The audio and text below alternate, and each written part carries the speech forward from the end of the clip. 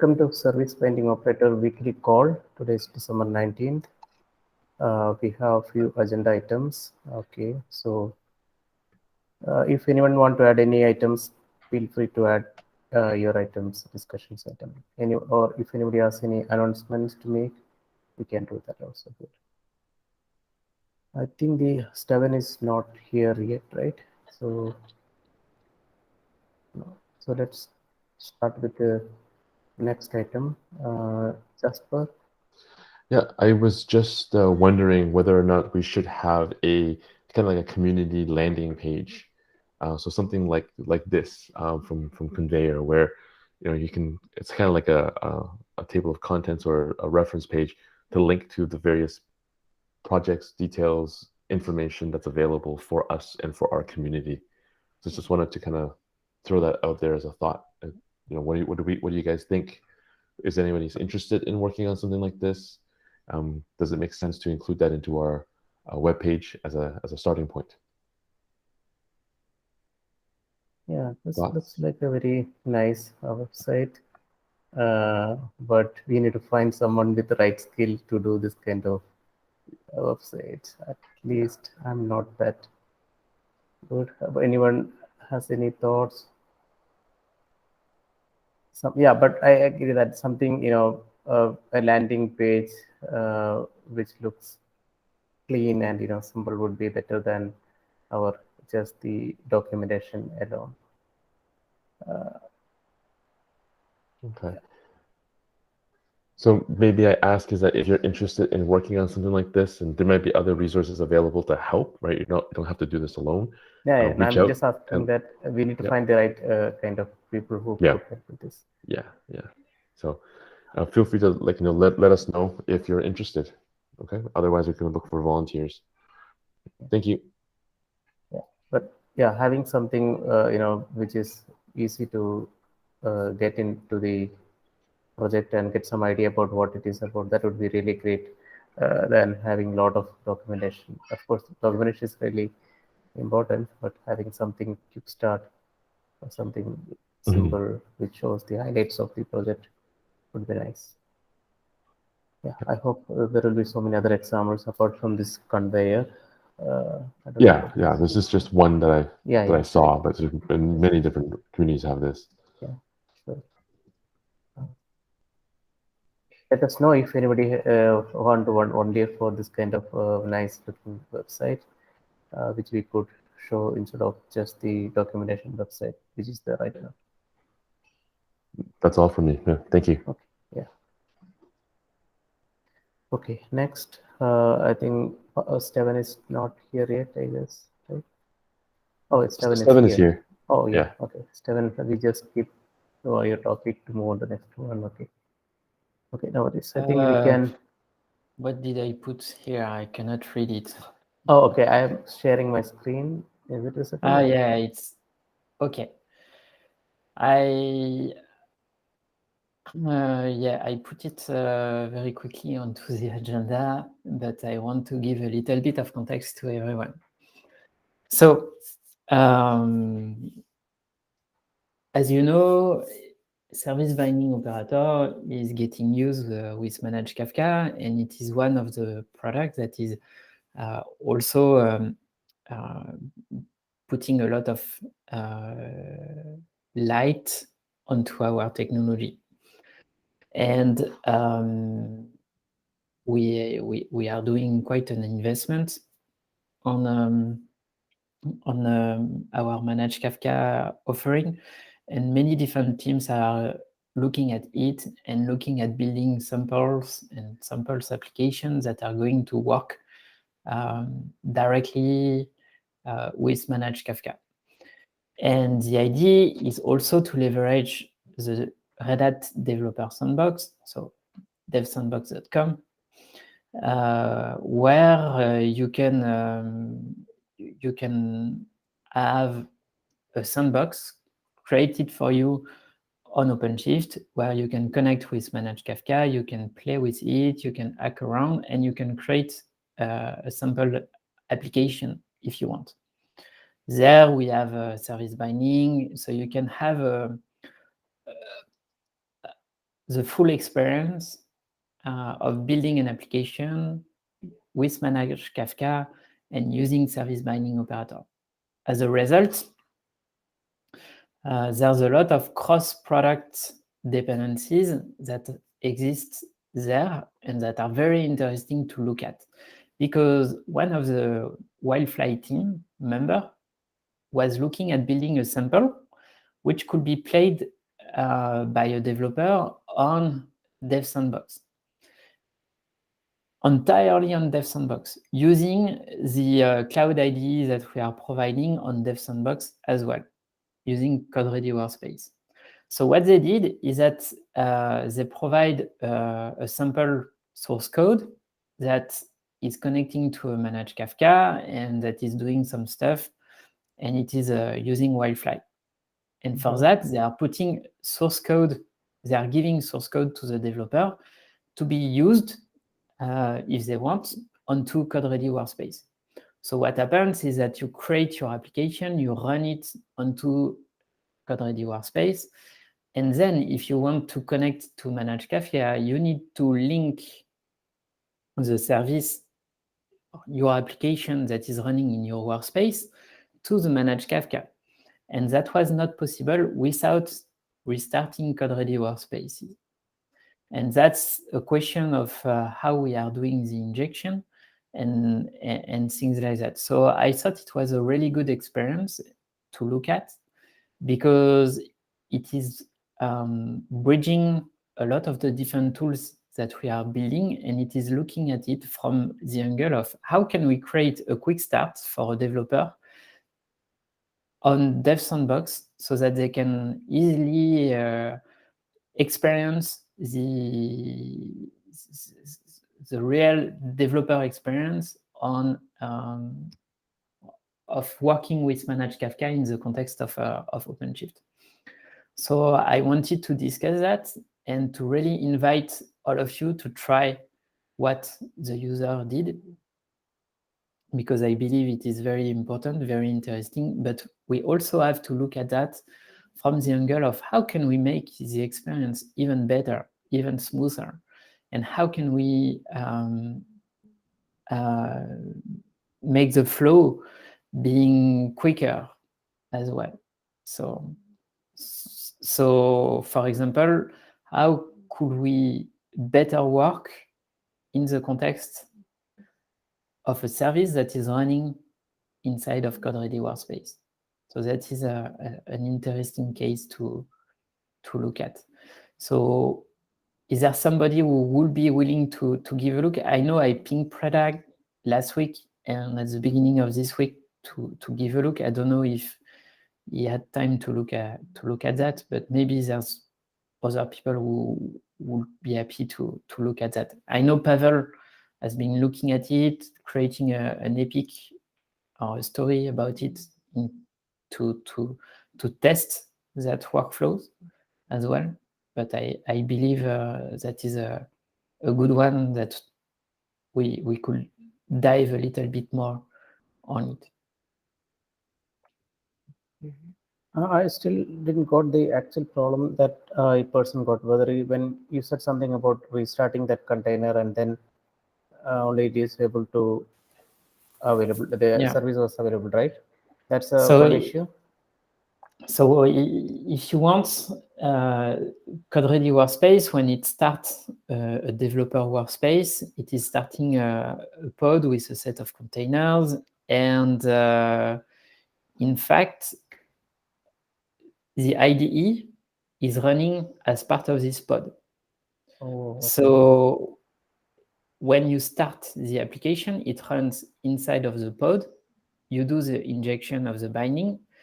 And in order to get the binding mounted, then we need to restart the pod, but it stops the IDE. So in terms of experience, it is not that great. Okay, those values are coming as N1 variable, or is it files mounted through files? Okay. I just want to say thanks, Steven, for pinging me on that thread. And I started the conversation with what's the name of the guy? Jean, right? Mhm. So just understand so how the resources look like. From what I am hearing, I haven't, my feeling says to me, but just want to verify with them, is the reason, I mean, the controller, which is watching those code ready workspaces resources.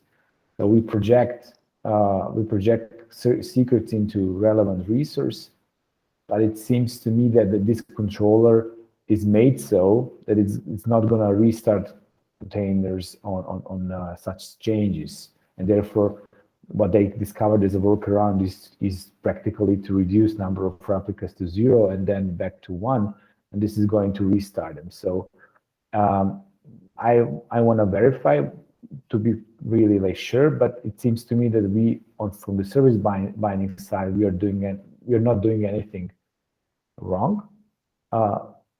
And if that's the case, then I think the code ready workspaces control needs to be upgraded to allow such kind of restarts. So That's my assumption, but I want to verify that before I don't think anybody is doing anything wrong. No. What I mean here, but, so I think we are doing what's expected from the service binding side, but it seems to me that the controller controlling this workspace is not expecting, or it's not made to restart things when secrets got changed. Something. Yeah, like because the challenge is that then you restart the IDE. Right. So right. In this case, so they are not doing anything wrong. No. Well, we didn't have such use case before. Yeah, that's the thing. Yeah. So I think the because I've discussed it with Mario as well, and I think his reaction was exactly the same as yours. Like, there's nothing wrong that we are doing here. So it's not necessarily on our side to act properly, but in fact, it's not. Nobody is doing anything wrong. Is that it is just disconnected. So there is nobody that is bridging or allowing to bridge the two to work better together.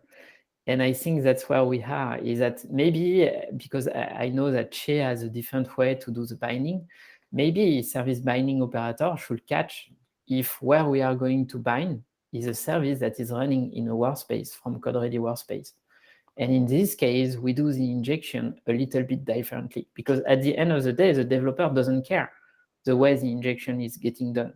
Yeah, but then right, I agree. But then we need to have instructions from them telling us where things should be injected, that they get propagated. So absolutely. But I don't know. It's something that we need to do. It's something that we need to explore together, and we need to see what kind of things can we do to make the experience smoother. I propose this idea. Maybe it's a bad idea. Honestly, you are better tool and better and much more intelligent than I am to design the proper solution for that. So, but it's just, let's look at it from we have two products, and that would be nice if they can work very nicely together.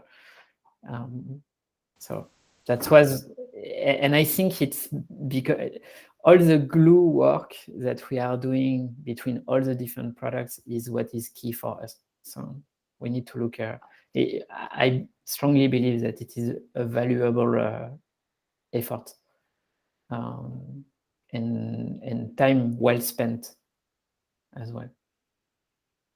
So maybe it's about creating an epic and getting work on and starting to work on it. Can surely do that.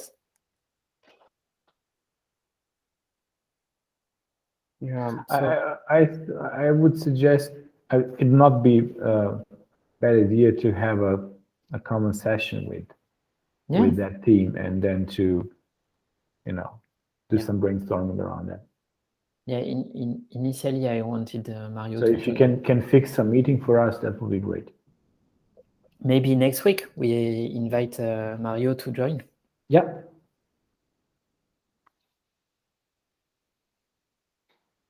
Okay. I think we can have a session and let's try to understand more about this.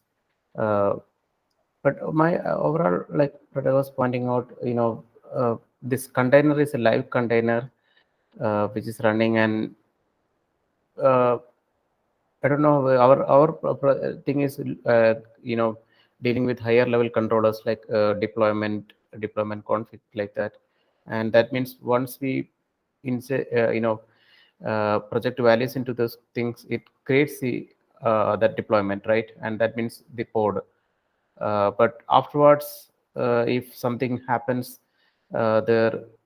I mean, if this expected result should come afterwards, I don't think we have full control over there. We need to get some kind of notification to do something, which is not there in the anywhere in the current scenario. So yeah, this need maybe like a new epic or something that we need to work on. Yeah. So we can meet and do more brainstorming on this. Okay. Okay. I'd be So interested in being involved in this discussion as well. Thank you, Kate. yeah. Okay, let's see if Mario joins next week. We could have the discussion in the same forum. We have two more items. Pavel is here, right? Yeah. Yeah, I'm here, but I'm happy to postpone the demo at the end of this Okay. today. Yeah, then fine. Then let's move on to the next one. Kate, you have some updates on Strimzi proposal. Yeah, so I just wanted to share where we're up to. So this is the proposal to support service binding operator out of the box from Strimzi. Well, the service binding spec more generally. So just as a general update to kind of share where we're at, I've got a couple of approvals now, so it's looking close to being, I've linked the wrong one. I think it's number 43, okay. not the wrong 45. one? Okay. Yeah. Sorry. Let me get the correct link. Hang on. It's because I have two open at the same time. I think you mentioned last time. Yeah, it's 43, not 45. Let me put the right one in. So we're getting pretty close, I think, to an outcome. And basically, we're going to have a new, there you go. We'll have a new CR for Strimzi. So whoever is controlling the Kafka can define, it's going to be called a Kafka access CR, and that will then allow them to point to a specific Kafka instance that they're connecting to, and also which Kafka user they want to use to connect to that specific Kafka, and it will also allow them to provide which listener they want to connect to, or it will work out which listener is the correct one they should be using for the user they've specified. And that will then create a single secret with all of the different credentials that they need for Strimzi, which we can then use to bind to the application. The main thing that's changed, I think, since the last update I gave on it was we were discussing whether we could come up with some sort of generic certificate fields in the secret that then could be contributed back to the spec. But I've been having a look at all of the different kinds of applications that bind to Kafka or like talk to Kafka based on our last discussion, and we've updated the proposal now to have all of the fields in the secret be effectively the kind of Kafka names for them. So bootstrap.servers, truststore.password, etc., etc. So we're not planning to feed that back. So I just wanted to kind of give everyone a heads up, and hopefully this will get approved soon. So if anybody did want a last review of it before it gets approved and merged, then let me know. And I've been working on a proof of concept to kind of test out how this would work. Okay, just quick question. So perhaps I'm not sure if I'm missing something, but regarding the certificates,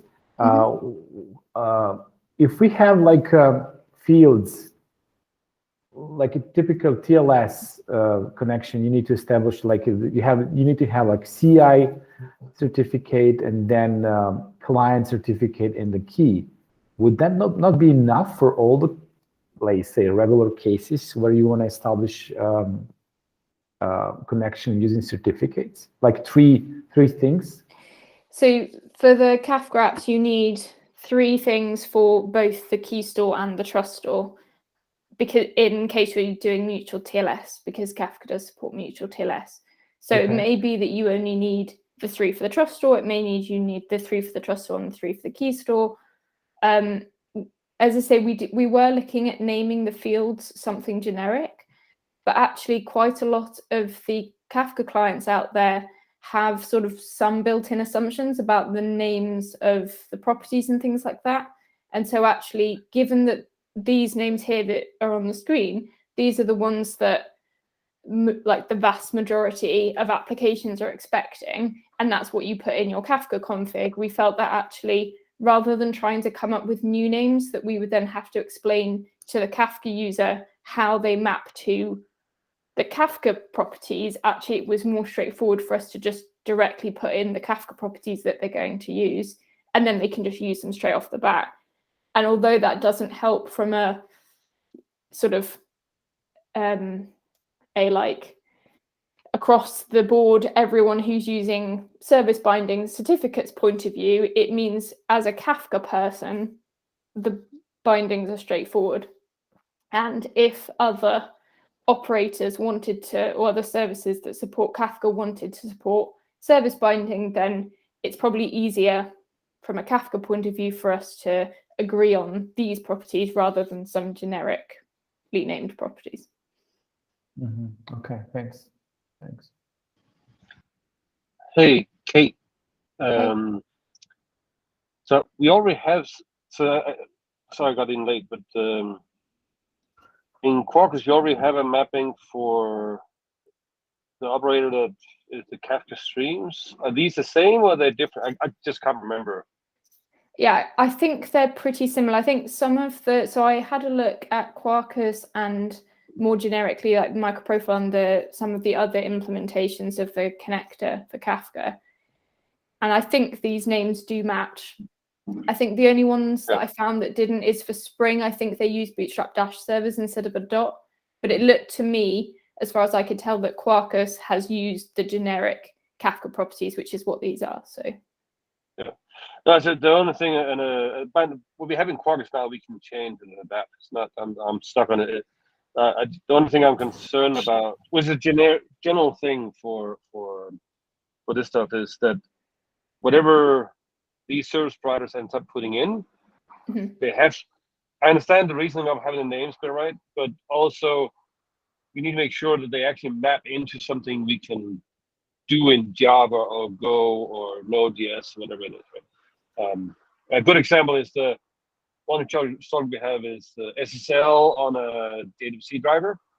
They are not. There's no uniform way of specifying them, and the naive way is just to take the service bind provider will just specify the JWT URL of the thing. But that means then we can't construct it. Like we can't take the SSL setup, combine it with the ports, and maybe the user's additional configuration. So I just want to. So the thing is just like the CRT, and they just make sure that they are. Yeah, they're not just. There's nothing like language or system specific to them. Then it should be fine. That's fine. Yeah, so we've specified both the P12 and the cert in the hopes that, yeah, if the application can't use the P12, then it should be able to generate whatever it needs from the cert field. Yeah. And all of the Java applications, although JKS is the format that you would often expect, actually the Kafka client, the Kafka Java client supports P12. So. Yeah. No, but that's good. Don't it? Which one should the service binding specify which of these should be the preference if nothing else is specified? So the way that the proposal's been put together from a Strimzi perspective is basically the user says, this is the Kafka that I want to connect to, and optionally, this is the Kafka user that I want. And the Kafka user may or may not specify authentication. And then Strimzi will pick for you the listener, and it'll base it on, there's like a whole set of bullet points in the thing, but at a high level, basically, if you've specified a name of a listener, it will use that one, and it will look at what authentication is enabled for that listener. And if you haven't specified one, it will look at the user you've specified and basically pick a Kafka endpoint, work out which authentication option it is, and it will only give you the credentials that you need for that authentication option. The only time when you'd have additional pieces is, for example, in the certificate ones, you'll get the certificates in a couple of different formats. Obviously, you don't have to use all of them, you just use the ones you want, but we won't specify, this secret won't specify all the credentials that could be used by any app to connect to the Kafka. It will specify a set of credentials for a specific listener in Kafka. Okay. Sounds good. Okay, this should be string data, right? This instead of data. So you can either specify as string data or as data. I think the only difference is whether it's base64 encoded the value. But I believe if you specify string data, then it base64 encodes it when it stores it anyway. Across the rest of Strimzi, we're using data, not string data. Is it a requirement of the service binding operator for it to be string data? No, string data for a secret is the only write to one's kind of attribute, whereas the internally it will be kept it as a encoded form. That's, yeah, probably can confirm it. Okay. Anyway, this is good to see this proposal in shape and approved. Hope we'll get the POC also soon. Good work. Cool. So, sorry. Let's move on to the next topic. Anything else? Anybody else want to mention anything regarding that? And how, I mean, now once this gets approved, Kate, how this differs from the managed Kafka approach? Are they similar enough? So this will basically support sort of out of the box Strimzi being able to bind. My understanding is that the way the managed Kafka are doing things is they're creating the secret that you then bind. So once we've got this approved, I'm going to see who I can work with. I don't know, Stephen, if you have a contact that would be the right person. I have a couple of people that people have recommended, but I need to work out, can we then get that adopted by managed Kafka? Because I think at the moment they haven't needed it because they have additional pieces that they're running already, whereas this will be part of like the core upstream. So hopefully they can then make use of this. Okay. But yeah, my understanding is they just have they sort of create their own secret that has everything, and so they won't necessarily need to do that anymore. At the end of the day, it's important to know what is what are the keys in the secret, because eventually this gets projected as files. So like independently from the Kafka access resource, you're linking that secret, which is then either directly consumed, as you said, by service binding, or via discovering it through via Kafka access, for example. So, yeah.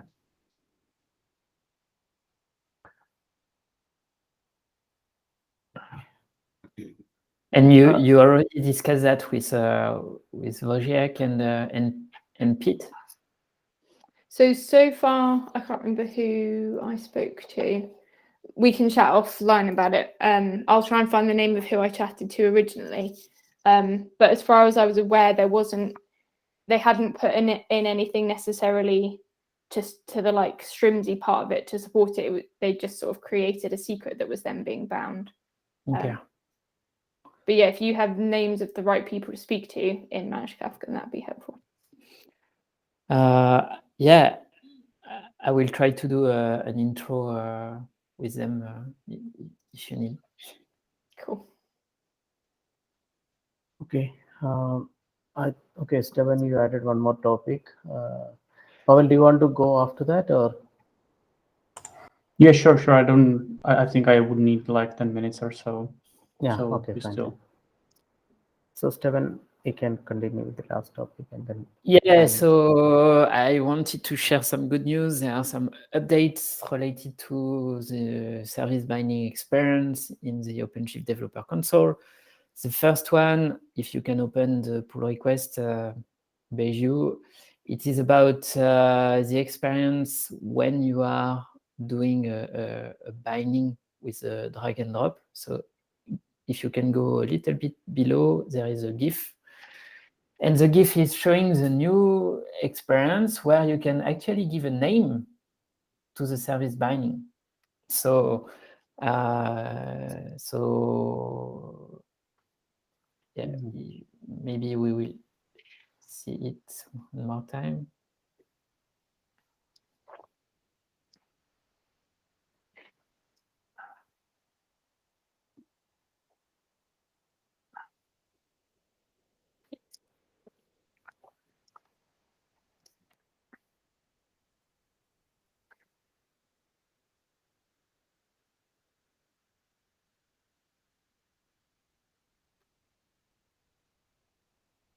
Okay, so representing name. Yeah, so you can do the binding and you can give a name to the service binding. Initially, that was done because we want to be able to provide to do two different bindings to the same service, because in the case of Managed Kafka, that is something that could be needed. Or in the case of Kafka, or Managed Kafka or Streamz, would be that would be the same. Yeah, that's nice. So we can avoid any conflicts, name conflicts. Yeah. Yeah. That's what you want to say. Anything else in this? There is one more. There is another one. If you go back, and this one is now you have a call to action where you can do the right click and do on your application service and do a create service binding.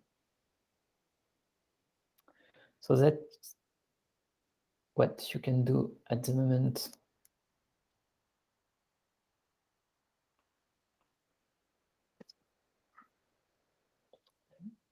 That's it.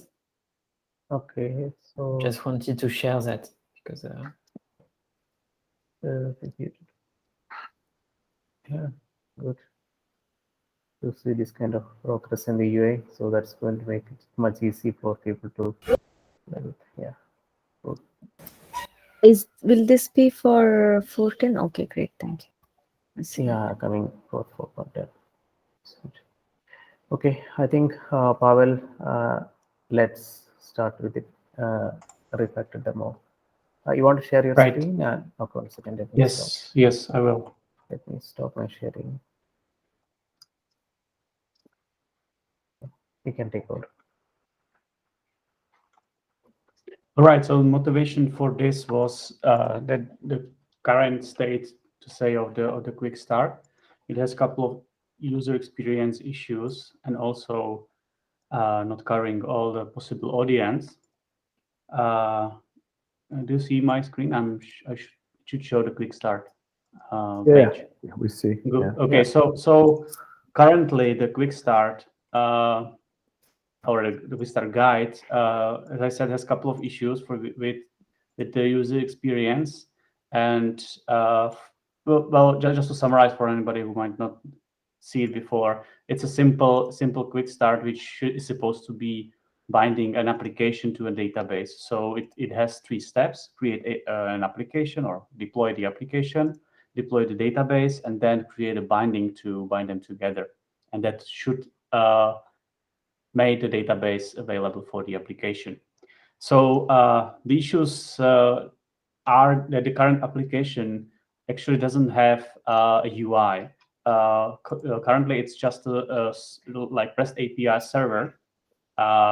And to interact with it and to verify if something happened or not, user would need to use kubectl port forwards and curl commands, and it needs to basically talk to the plain raw API, which is not a sort of good thing in my opinion.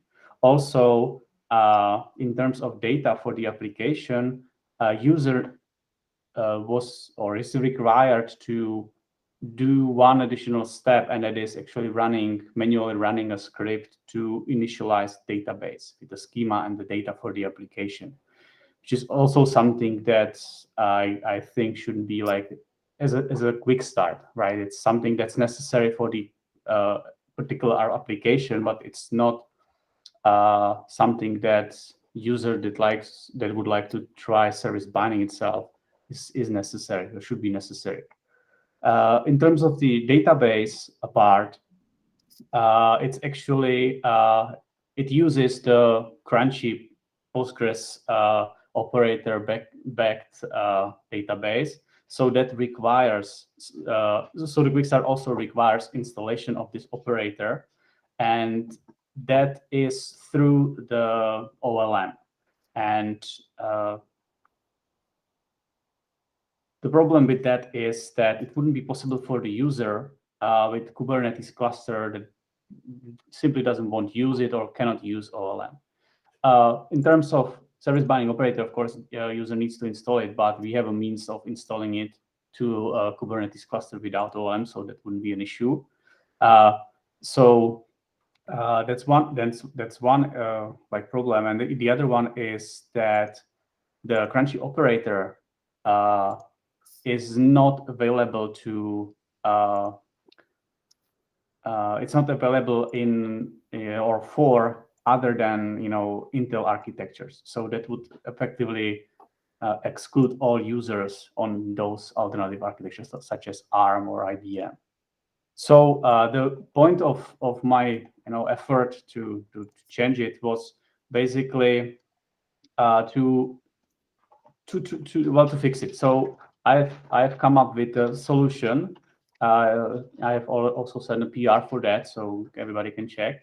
And that basically fixes all these issues. So the application part is based on another instance or incarnation of the Sprint Backlinux application, which actually has a UI. So the user can go ahead, use the UI, the web page of the application to interact with it, to check if it works or not. Other thing, the application itself, application deployment itself,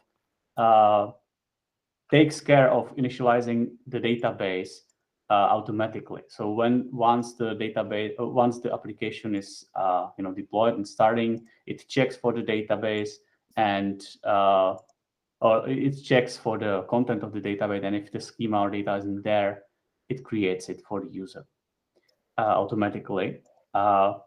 So another good thing is that the application, like the web, it's basically a web application. I'm going to show you soon, but the application, good thing about this is that the application also runs without the database connected.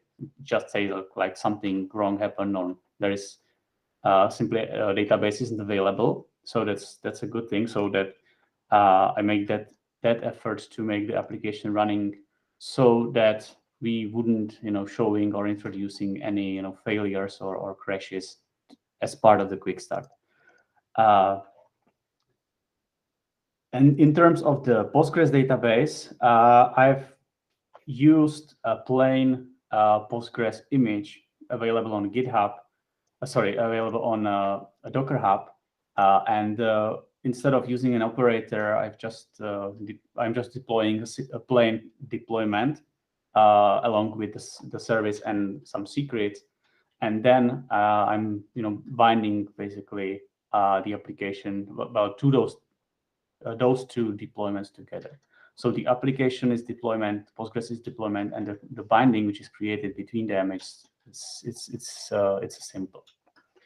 So I also made an effort to one additional the advantage of using this approach for the database is that the Postgres image on Docker Hub is supposed to be it should work on the multi-arc. So that part should be also available for non-Intel Arc users.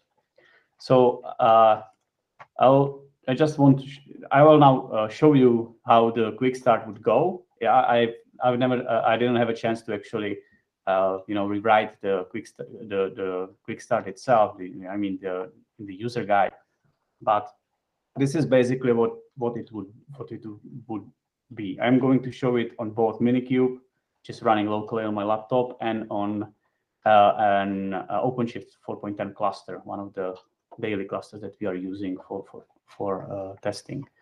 So basically, the quick start would go. I've already installed service binding operator to both clusters, so we can skip that part of the test. And also, okay. So the first step that the user would need to do is to basically create a namespace in which everything would go. I've created some a makefile to for convenient steps, but every step that I will be using is just a set of the kubectl or OC commands. So to reflect everything in the new user guide that I'm going to write, I would include those commands instead of the makefile. So first step would be basically to prepare environment and its creation of namespace. I will do it simultaneously. I have two terminals, one for Minikube and the second for OpenShift. Namespace. So you see that for Minikube and so Minikube uses kubectl command and OpenShift uses OC command. So that's the difference.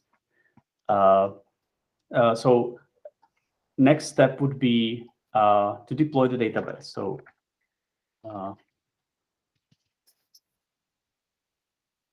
creation of the database, as you can see, is just applying a YAML a deployment along with a secret and a service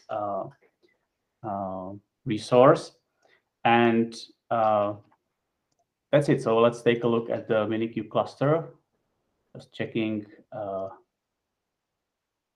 this is my Minikube cluster. Let's switch to the namespace and pod. So this is the database instance running. Now let's do it the same thing for OpenShift.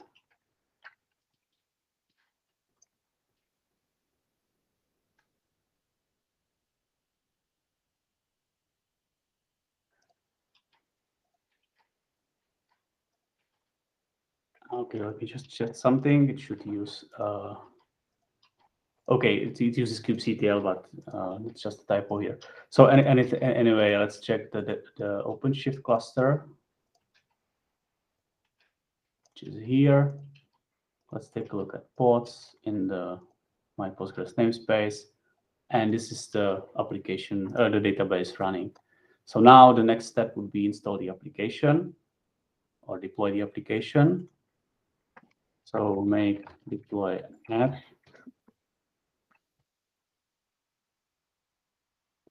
So what it does, it creates a deployment, it exposes the deployment as a service, and in case of OpenShift, it also exposes the service as a route. So the endpoint for OpenShift deployment is printed live here.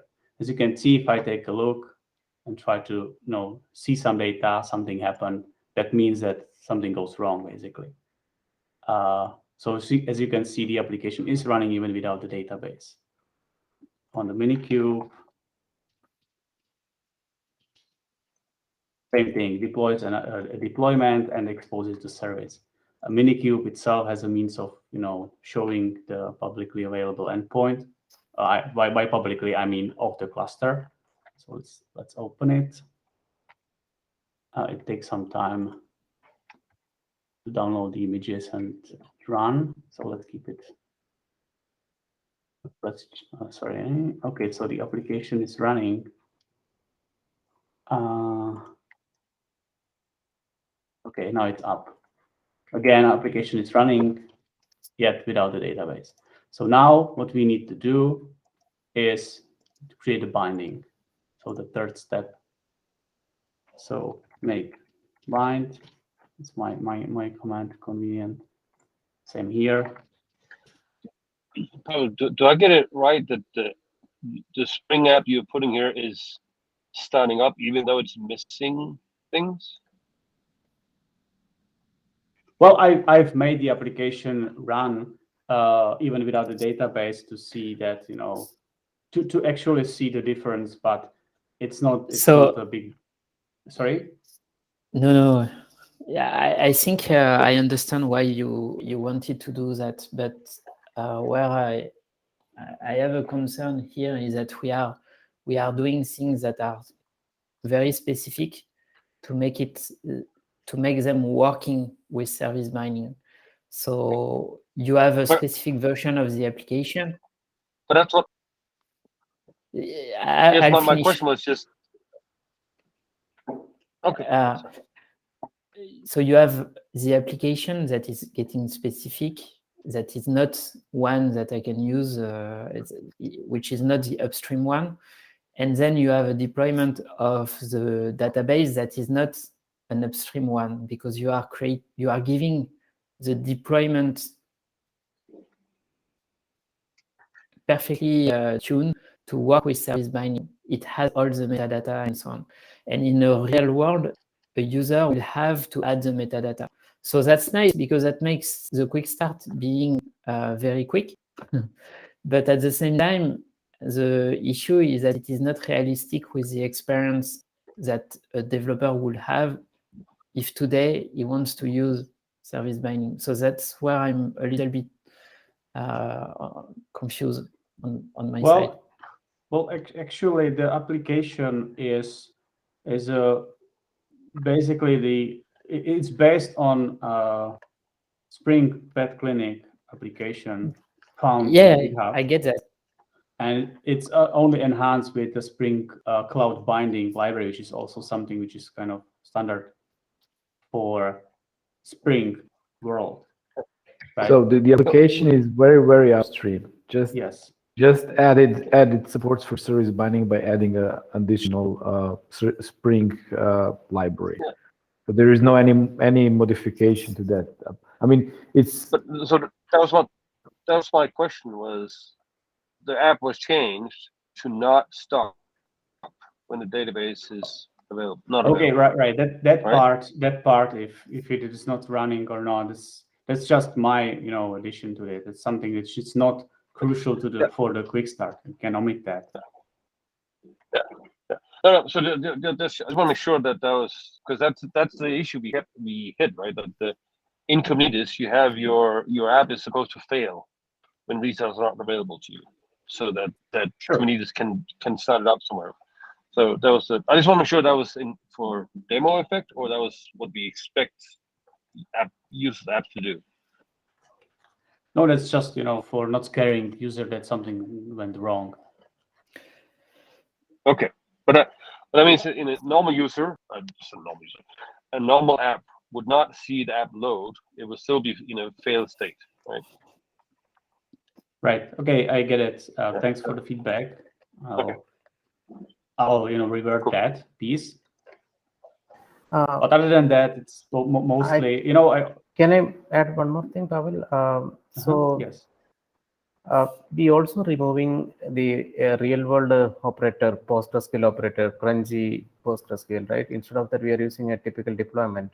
So that also losing more realistic, from a realistic world, we are just creating a simple deployment. So is that some going backward, or feel like? Well, that change to a simple deployment was because to basically support also users out of Intel world. Oh yeah. And So not only that, to me, if I may, Stefan, and not only that, I mean, that's one thing. Another thing is we also wanna move us closer to the support to the Helm charts and Helm chart. So, and there are like Postgres deployments or Postgres Helm charts. And when you deploy such chart, you're gonna end up with a similar deployment in your namespace. So the operator is not the only way how you can install and consume databases. Can we keep it, but in a different version? of the quick start. You may want to learn how to do service binding when you have a service that is provided with an operator, when you have a service that is provided, which is provision with just a deployment, or when you have an M chart, or when you have a managed services, for example. So I think it's a different form of the quick start, but we should not remove the one from the operator, because the thing that we are explaining in the quick start actually is you have an operator. Okay, so you need to add the annotation to the operator, and then that's what you need to do. And here we are missing a little bit this step. Is if I have my database, if it's a MySQL database that I have deployed, I will also have to alter the definition of the service, of the deployment. And we are not teaching what needs to be done. And I think it's important, because that's where today a user will have to do some manual steps. Right. So we need to. Sorry, just to okay. So your point, Stefan, is that I should add the step to the quick start to add those annotations. Or I was about to mention it, but that they are there, right? But you know, I can you know, extract that as an individual step, like after creation, right? To annotate the deployment with these. Yeah, I think that that was one of the concerns that I had with the quick start initially as well. Is because we are making scripts. There's a lot of the magic that the scripts are doing that we are not explaining in the quick start, and there is a right trade-off that we need to have, and we need to put the cursor on the right side between something that is feeling simple but will have a lot of magic, and something that is feeling realistic but will still be fast enough to get to the point. I think we need to come back to the table and to decide what is the common denominator message we want to address in the quick start guide, and what are the audience we want to address. So service binding operate, there is a request that we're going to support. We want to have the broadest possible audience in the Kubernetes community. So meaning plain Kubernetes clusters, people who are not willing to use OLM nor even operators but to use service binding. And that's the reason, for example, why we provide also release YAML file, which enables service binding to be installed on any Kubernetes cluster without having OLM there. The issue with the current quick start guide is that we are advertising Crunchy. It could be any operator, but in this case, it's Crunchy operator, which requires having OLM on that cluster to be installed. They don't have any other way to do it. And this operator is only available on Intel architecture. We have now, for IBM Z and PowerPC and ARM, drifted documentation, because they cannot really, in their quick start guides, they cannot really mention Crunchy.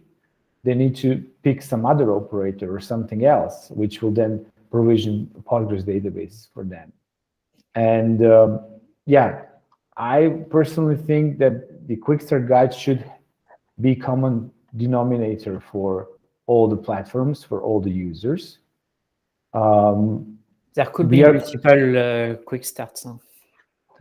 But this makes our effort and the maintenance of all this way bigger, just because we wanna. So do we want to promote the service binding is primarily for binding services which are provisioned by operators? So if we support platform, so you just mentioned that we are supporting service binding on platforms other than Intel. If we support it, it's not only supporting it, it's supporting the users that are on this platform as well. So I don't know why we wouldn't do something that fits well with the users and their different use cases. It's a cost, but a common denominator is also a way to lower the bar of what we are going to deliver to certain people. So Yes, and so this effort was the I think what Pavel did is actually lower the bar, because in order to try this out, you only need to install service binding operator. You can grab official image, upstream image from Postgres, and you can grab upstream Pet Clinic image or what we built, and you can try this out. That lower, I don't think lower we can go.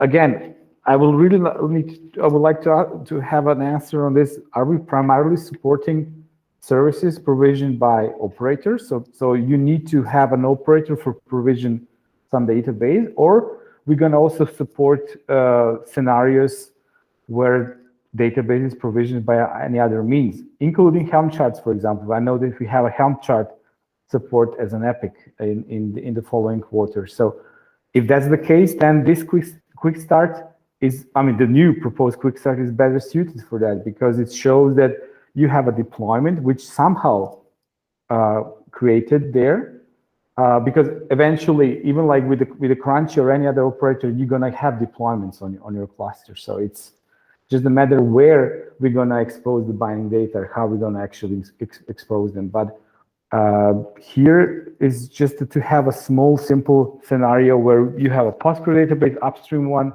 you have an upstream application, and you connect them, and it works on any platform. Out of the box, we lower our maintenance cost as well, in terms of documentation and the other efforts. Sorry to interrupt. I think we are almost out of time. So should we discuss today or maybe next meeting? Jasper, you were saying something? You muted. Sorry, I'm on mute. I was just saying that let's take this offline. We can continue this conversation separately, and we can follow up on this. Yeah. Okay, then. Yeah, that's better. Okay, thank you all for joining the call. thanks everyone. Thank you.